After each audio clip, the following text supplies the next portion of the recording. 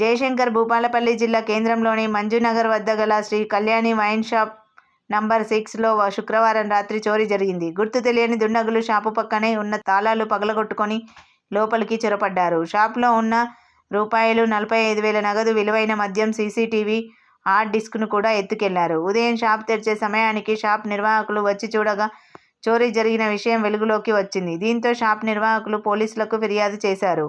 పోలీసులు కేసు నమోదు చేసుకొని దర్యాప్తులో భాగంగా క్లూస్ టీంతో వివరాలు సేకరిస్తున్నారు.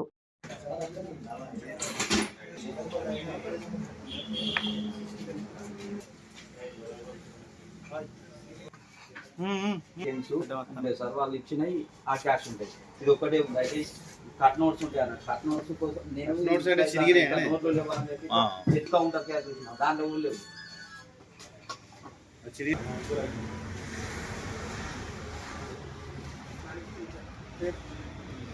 నగర్ షాప్ నెంబర్ వచ్చేసి 6. నేను మార్నింగ్ వచ్చి యథావిధిగా షాప్ తీయగా కౌంటర్ లోపల వచ్చేసరికి క్యాష్ లేవు. అనుమానం కొద్ది బయటకు వచ్చేసరికి సైడ్ పక్క షటర్ పలగొట్టి లోపల దొంగలు జరారు. 45,000 దాకా తీసుకెళ్లారు.